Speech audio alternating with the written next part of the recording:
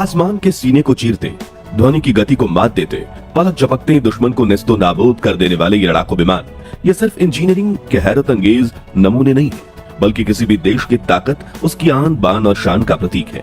जब बात होती है हवाई युद्ध की तो दो ही नाम दुनिया के जहन में सबसे पहले आते हैं, रूस और अमेरिका। एक तरफ है अमेरिका, जिसका अत्याधुनिक तकनीक, अरबों डॉलर का रक्षा बजट और दुनिया की सबसे घातक समझी जाने वाली वायुसेना, जिसके पास दुनिया का सबसे बड़ा और सबसे उन्नत लड़ाकू विमानों का बेड़ा है। तो दूसरी तरफ है रूस, जिसका लंबा और गौरवशाली सैन्य इतिहास रहा है, जिसके लड़ाकू विमान अपनी बेजोड़ कलाबाजी, मजबूत और जबरदस्त मारक क्षमता के लिए पूरी दुनिया में जाने जाते हैं।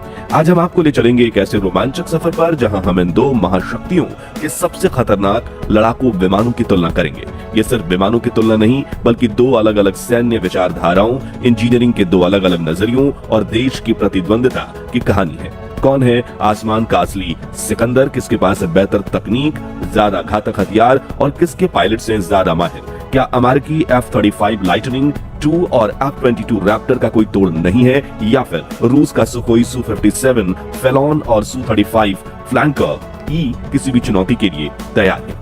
इस जंग में भारत कहां खड़ा है? हम जानेंगे भारतीय वायुसेना क्यों दशकों से रूसी विमानों पर ज्यादा भरोसा करती आई है और अब हमारी भविष्य की रणनीति क्या कहती है।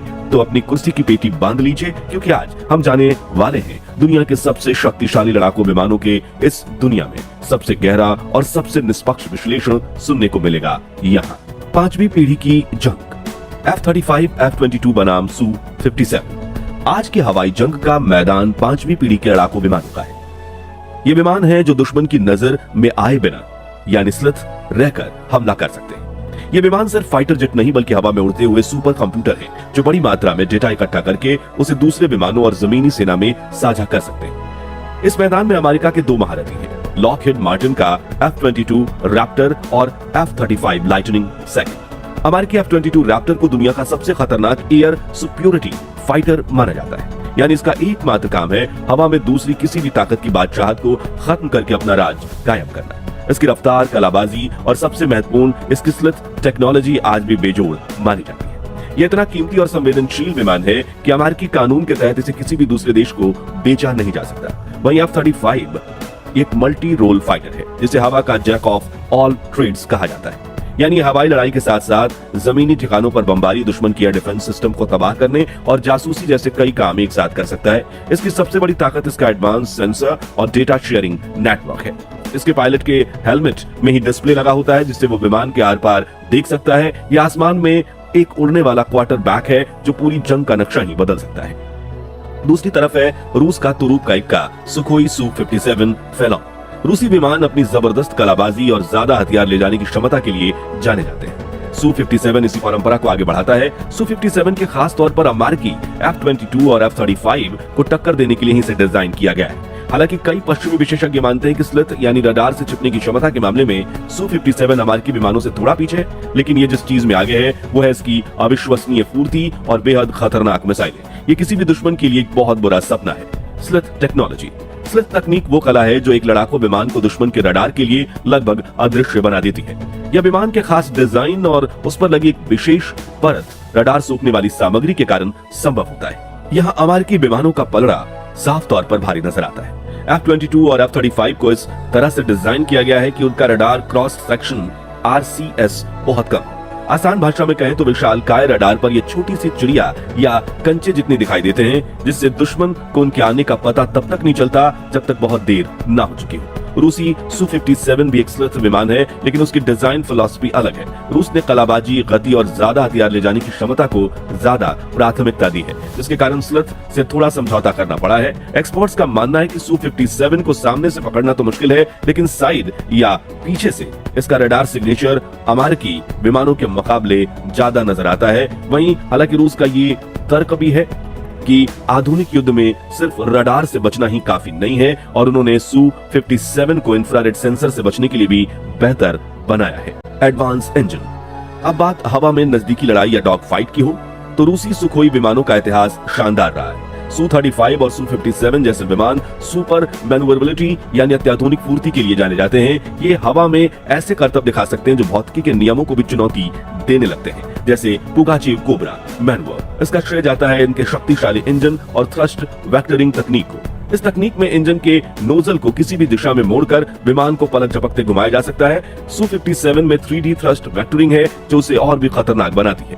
अमेरिकी F-22 रैप्टर भी 2D थ्रस्ट वेक्टरिंग से लैस है और बेहद फुर्तीला है। यह अपनी श्रेणी के सबसे फुर्तीले विमानों में से एक है, लेकिन पारंपरिक रूप से रूसी विमानों को डॉग फाइट का राजा माना जाता है। वहीं F-35 को नजदीकी लड़ाई के लिए नहीं बल्कि लंबी दूरी की लड़ाई के लिए बनाया गया है। उसकी रणनीति है कि वो अपने बेहतर स्लेथ और सेंसर की मदद से दुश्मनों को उसे देखने का मौका दिए बिना ही अपनी मिसाइल दाग दे। इसलिए अगर F-35 किसी रूसी सुखोई के साथ डॉग फाइट में फंस जाता है तो शायद वो कुछ कमजोर पड़ जाता है। एवियोनिक्स। एक विमान की असली ताकत उसके हथियार और उसे चलाने वाला इलेक्ट्रॉनिक दिमाग यानी एवियोनिक्स होते हैं। अमेरिकी विमान AIM-120 AMRAAM यानी रैम जैसी हवा से हवा में मार करने वाली मिसाइलों से लैस हैं, जो दुनिया की सबसे भरोसेमंद मिसाइल्स में से एक है।